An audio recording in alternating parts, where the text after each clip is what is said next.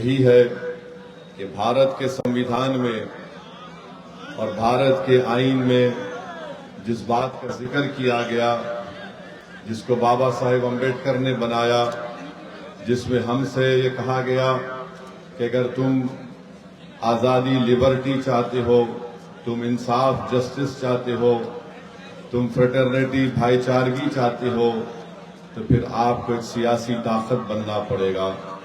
उसी संविधान में उसकी दफा 14 यह कहती है कि भारत में सबको बराबरी के हुकूक मिलेंगे, हिस्सेदार बनाया जाएगा, जिसको हिंदी में सामंता कहते हैं। मेरे अजीज दोस्तों और बुजुर्गों, यही लड़ाई मजलिस इत्तेहादुल मुस्लिमीन की बुनियादी लड़ाई है। हम चाहते हैं कि हमको हमारा हिस्सा मिले। जो कमजोर और मजलूम है उनको ताकतवर बनाया जाए, उनकी लीडरशिप बने, तभी जाकर वो अपने तमाम हुकूक को, अपने मुतालिबात को मनवा सकेंगे। और पिछले 60-65 साल से मजलिस इसी काम पर लगी हुई है। हमको कहीं पर कामयाबी मिली, कहीं पर हमको कामयाबी नहीं मिली, मगर अगर कामयाबी मिली तो हम अल्लाह का शुक्र अदा करते हैं और अवाम से जो हमने वादे किए उसको पूरा करने की कोशिश करते हैं। अगर हमको कामयाबी नहीं मिली तब भी हम अल्लाह का शुक्र अदा करते हैं, मगर हम अपने हौसलों को पस्त होने नहीं देते। यही पैगाम मैं आज इस सरजमीन पर बसने वाले गयूर अवाम को देने आया हूं कि पिछले 5 साल पहले आप और हमने मिलकर बड़ी मेहनत की, हमको कामयाबी नहीं मिली, मगर हमारे हौसले आज भी बुलंद हैं और कल भी रहेंगे। मुझे यकीन है कि इंशाअल्लाह ताला आने वाले विधानसभा के चुनाव में आप अपना एक वोट मजलिस के पतंग छाप के निशान पर बटन दबाकर अपने सियासी शऊर का सबूत देंगे। आज मसरूर आलम साहब हमारे दरमियान में नहीं है, मगर मजलिस को एक उम्मीदवार यहां से खड़ा करना है, तो मैं आपके दरमियान में खड़े होकर इस बात का ऐलान कर रहा हूं कि इंशाअल्लाह ताला इस विधानसभा से अब की बार मजलिस इत्तेहादुल मुस्लिमीन के उम्मीदवार मेरे भाई जनाब शान अली खान साहब रहेंगे। मैं आपसे अपील करता हूं कि आप तमाम मिलकर उनके लिए मेहनत करें, दुआ करें और उनको कामयाब करें, ताकि शेरघाटी के इन गरीब और मजलूम अवाम की आवाज बिहार की विधानसभा में गूंजे। मेरे अजीज दोस्तों और बुजुर्गों, मेरी आपसे अपील है कि मजलिस ने एक ऐसे शख्स को अपना उम्मीदवार बनाया जिसने बहुत जुल्म को देखा। जाती तौर पर उनके घर में जुल्म हुआ, मगर अल्हम्दुलिल्लाह आज शान अली और उनका पूरा परिवार, खानदान बहादुरी के साथ अवाम के दरमियान में खड़े होकर हक की लड़ाई लड़ रहे हैं। तो मेरी आपसे गुजारिश है कि आप मजलिस के इस उम्मीदवार को अपनी दुआ और अपने वोटों से कामयाब और कामरान करें। वहीं पर मेरे अजीज दोस्तों और बुजुर्गों, शेरघाटी का एक बहुत बड़ा मसला है। पिछले बार जब मैं आया था, शायद इसी मुकाम पर इलेक्शन की मीटिंग हुई थी, उस वक्त भी मैंने आपसे कहा था कि राजद ने एक ऐसे उम्मीदवार को अपनी पार्टी में लाया है जिसका ताल्लुक विश्व हिंदू परिषद से था, मगर आपने कुछ और फैसला लिया।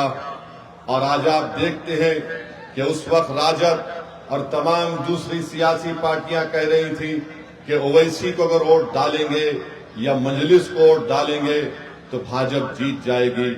बताइए, क्या बीजेपी जीती या आपका उम्मीदवार जीता? यहां से मेरे अजीज दोस्तों और बुजुर्गों, राजद और उसके साथी पार्टियों में इतनी ताकत नहीं है कि वो बीजेपी को रोक सके।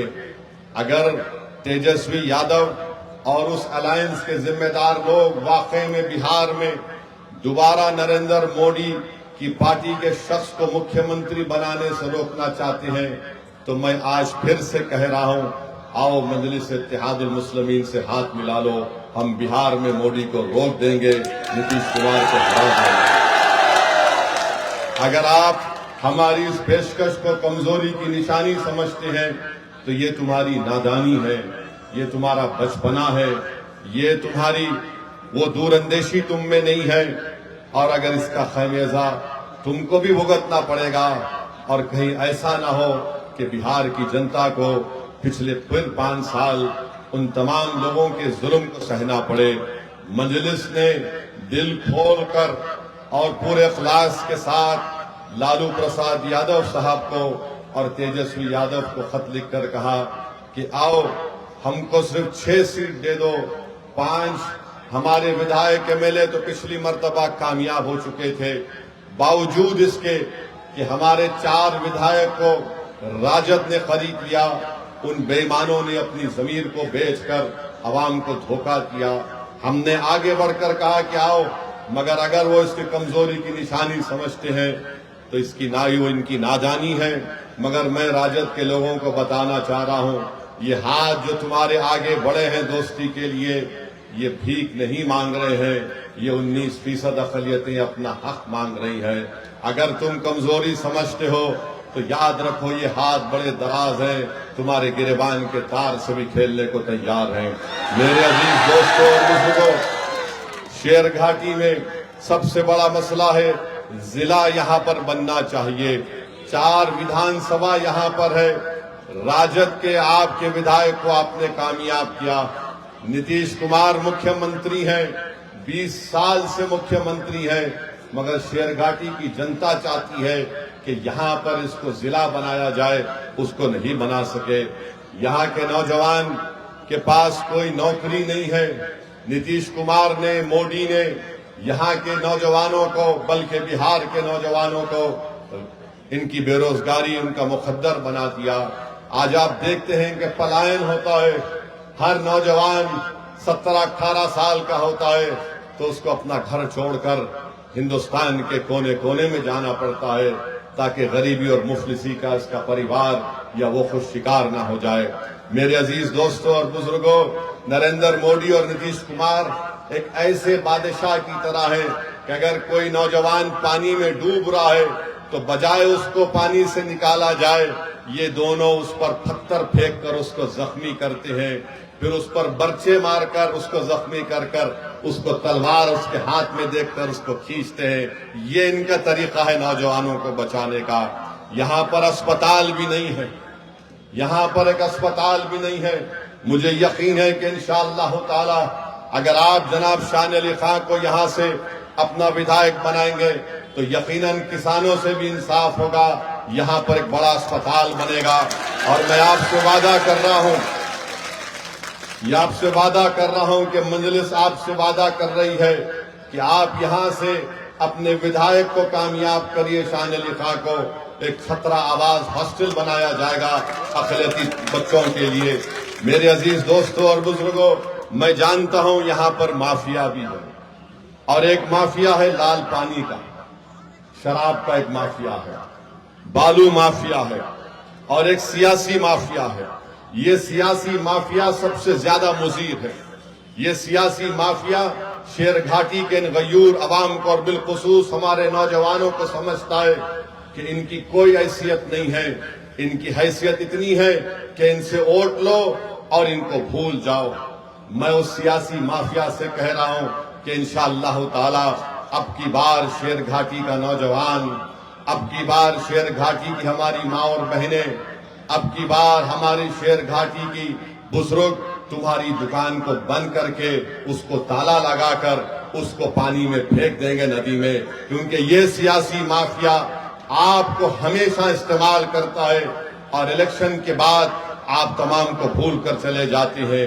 आज वक्त आया है कि हम विधानसभा के चुनाव में इस सियासी माफिया को पतंग छाप के निशान पर बटन दबाकर आप मजलिस इत्तेहादुल मुस्लिमीन को कामयाब करिए।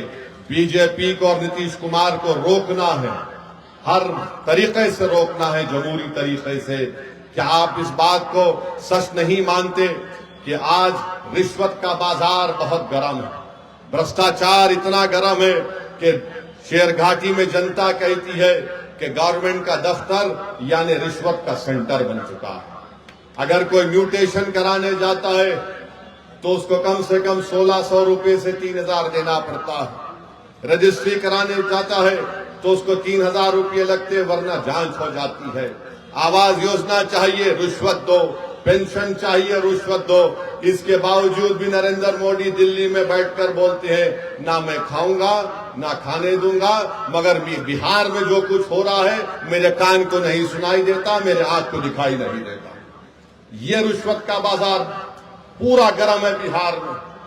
20 साल सत्ता में रहने के बावजूद नीतीश कुमार की ये कमजोर और बकवास सरकार 20 साल के बाद आज कह रही है कि हम 10,000 रुपये महिला के अकाउंट में डालेंगे। आपको मालूम शेर घाटी में ये जो करप्शन गवर्नमेंट के दफ्तर में होता है, कम से कम एक दिन का करप्शन 15 से 20 लाख रुपए का होता है। अब 5 साल में, एक साल में 365 दिन, हिसाब लगा लो आप, एक दिन 10 से 15 लाख की रिश्वत ली जाती है। और 5 साल के बाद, बल्कि 20 साल की सत्ता के बाद नीतीश कुमार नरेंद्र मोदी के कहते हैं कि भाइयों बहनों हमने 5 साल दबा के लूटा, अब आपको 10,000 रुपये देते हैं वापस। ये इनका मकसद है। और फिर आप जानते हैं कि शेर घाटी में क्या क्या नहीं हो रहा है, बल्कि आपको एक लिस्ट बनाकर लाया हूं मैं। यहां पर आप देखते हैं कि अक्टूबर 2025 में एक 24 साला दीपक को गोली मारकर नया बाजार रजिस्ट्री ऑफिस में हत्या कर दी गई। सिर्फ 30 मीटर दूर पुलिस स्टेशन था और हजरत पुलिस आराम से सो रही थी। हजरत पुलिस आराम से सो रही थी और ये बेचारा 24 साला दीपक को गोली मारकर हत्या कर दी। और बाद में हत्या करने वाले उसी के रिश्तेदार ने हजरत पुलिस को जाकर कहा कि भैया हम आ गए, हमको गिरफ्तार कर दीजिए। फिर उसके बाद आइए आप, जुलाई 2025 में एक रिटायर्ड डॉक्टर तपेश्वर सिंह को स्कूटर मोटरसाइकिल पर जाने वाले लोगों ने गोली मार दी। मालूम हुआ कि प्रॉपर्टी का, जायदाद का झगड़ा था, नीतीश कुमार को खबर नहीं। फिर जनवरी 2025 में रमा कॉलोनी शेरघाटी में बम ब्लास्ट हुआ, बम बनाते हुए लोगों को, इसका किसी को, हजरत पुलिस को पता नहीं। फिर एक 6 साल की बच्ची 2024 में उसको किडनैप किया गया, उससे बदसलूकी की गई उस बच्ची को, और मुरहार नदी में उचिरवन गांव में उसकी लाश मिली। बताइए क्या हो रहा है। फिर आप देखिए, बम बना रहे थे 2025 में काशनार गांव में, 60 बम बना रहे थे। ये क्या कर रही है यहाँ की सरकार। और फिर सैलाब आता है, जैसा कि 2025 के मानसून में गोपालपुर, पलहाट, कुबड़ी में पूरा गांव पानी में डूब चुका है, कलवट बह चुके हैं, यहां पर लोग जा नहीं सकते। ये हाल शेरघाटी का है मेरे अजीज दोस्तों और बुजुर्गों। जीटी रोड और अंदर के गांव जो है शेरघाटी ब्लॉक में रोड ही नहीं है। फिर आप अस्पताल, माशाल्लाह जितना बोले उसके बारे में कम है। लॉ एंड ऑर्डर का जिक्र कर दिया, और हर चीज में आप देखते हैं कि किसानों का, उनकी फसल का नुकसान हो रहा है, इसका कोई पैमाना नहीं है। मेरे अजीज दोस्तों और बुजुर्गों, ये हाल आपकी विधानसभा का है। अब आप अंदाजा लगाइए पूरे बिहार में क्या हो रहा होगा। इसके बावजूद भी अगर हम नीतीश कुमार और बीजेपी को नहीं रोकेंगे तो इसका सबसे बड़ा नुकसान बिहार की जनता को होगा, सेकुलरिज्म को होगा, हमारे संविधान को होगा। और मेरे अजीज दोस्तों और बुजुर्गों, सबसे शर्मनाक हरकत हमारे भारत के सुप्रीम कोर्ट में हुई कि एक शख्स जिसका नाम रोशन राकेश किशोर था, इसने चीफ जस्टिस के इजलास में, कोर्ट नंबर 1 में, चीफ जस्टिस के सामने जूता उतार कर फेंक दिया उसके कोर्ट में। इसका नाम क्या था? राकेश किशोर। हमारे भारत की सबसे बड़ी कोर्ट, सुप्रीम कोर्ट के जज जो है वो दूसरे दलित जज हैं। मैं हमारे दलित भाइयों को पैगाम देना चाह रहा हूं, हमारे अंबेडकरवादी आइडियोलॉजी को मानने वालों को पैगाम दे रहा हूं, जो बाबा साहेब अंबेडकर को मानते हैं उनको पैगाम दे रहा हूं, उन भारत के नागरिकों को जो संविधान को मानते हैं उनको पैगाम दे रहा हूं ये तारीखी सरजमीन में खड़े होकर बोल रहा हूं, चीफ जस्टिस ऑफ इंडिया के कोर्ट में एक शख्स अपना जूता उठाकर चीफ जस्टिस के कोर्ट में फेंकता है। मेरे भाई आप बताइए क्या हो रहा है? और जब उस शख्स ने नारा क्या लगाया, सुप्रीम कोर्ट के चीफ जस्टिस के इजलास में नारा क्या लगाया कि सनातन धर्म का अपमान नहीं सहेगा हिंदुस्तान। उसने नारा लगाया और अपनी जेब से उसके कागज भी निकला, उसमें लिखा था कि सनातन धर्म का अपमान नहीं सहेगा हिंदुस्तान। हम मोदी से पूछना चाह रहे हैं, मोहन भगवत से पूछना चाह रहे हैं, नीतीश कुमार से पूछना चाह रहे हैं, बताओ इस शख्स में इतनी हिम्मत कैसे आई कि वो सुप्रीम कोर्ट के चीफ जस्टिस के इजलास में जाकर जूता उठाकर भारत के दूसरे दलित चीफ जस्टिस ऑफ इंडिया की तरफ फेंके। नरेंद्र मोदी 11 साल आपके प्रधानमंत्री की मौजूदगी में नहीं की, हम मानते हो सही नहीं था, मगर दिल्ली पुलिस को क्या हुआ? दिल्ली पुलिस 100 मोटर एक्शन ले सकती। और मैं आपको बता रहा हूं, देश को बता रहा हूं, जब हमारी संसद पार्लियामेंट में 2 नौजवान कूद गए संसद में, याद है? कूदे थे। कूदने के बाद एक धुआं उन्होंने छोड़ा, उन पर अनलॉफुल एक्टिविटीज प्रिवेंशन एक्ट लगाया गया। भारत के प्रधानमंत्री, दिल्ली की पुलिस आपके मातहत आती है और आप खाली एक बयान दे दिए, ये बहुत गलत हुआ। अरे आपको तो ये करना चाहिए था कि आप उस शख्स पर जिसका नाम राकेश किशोर है उस पर यूएपीए लगाते। यूएपीए लगाते, पुलिस खुद से कंप्लेन कर सकती है। अगर उसका नाम राकेश किशोर नहीं होता, उसका नाम असद होता, क्या करते पुलिस? बीजेपी वाले उसको बोलते उठाओ, कनेक्शन मां से है, पड़ोसी मुल्क से आया, आईएसआई, आईसिस, क्या क्या खोलते थे। और ये शख्स कह रहा है कि सनातन धर्म का अपमान नहीं सहेगा हिंदुस्तान। मोदी जी, फर्क उसमें और दूसरों में यह है कि जिस जगह पर मस्जिद को शहीद कर दिया गया था, कोर्ट का फैसला आया कि किसी ने नहीं तोड़ा। सुप्रीम कोर्ट का फैसला आया कि मस्जिद तुम्हारी नहीं है। सुप्रीम कोर्ट का फैसला ट्रिपल तलाक के बारे में आया। सुप्रीम कोर्ट का फैसला कई चीजों पर आया। हालिया यही सुप्रीम कोर्ट ने इंटरिम ऑर्डर दिया वक्फ कानून के ऊपर, जिससे हमको नुकसान होगा, मस्जिदों को नुकसान होगा। मगर जो संविधान को मानते हैं, जो संविधान को मानकर ने कहा कि हम कोर्ट के फैसले से खुश नहीं है, यह फैसला गलत है। क्या हमने धर्म का नाम लेकर किसी पर जूता उठाया? बताओ ये लोग कौन है?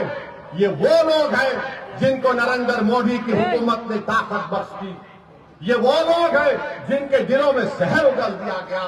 ये वो लोग हैं, आज भी ये राकेश किशोर बोलता है कि मुझे किसी चीज की परवाह नहीं है, मुझे कोई गम नहीं है कि मैंने चीफ जस्टिस ऑफ इंडिया के सामने जूता उठाकर फेंका। ये क्या हो रहा है हमारे देश में? इंसाफ की जगह पर इस तरह की हरकत हो रही है और दिल्ली की पुलिस उसको गिरफ्तार भी नहीं करती। मुबारक हो तुम्हारी बहादुरी पर, मुबारक हो कि तुम खामोश बैठे हो।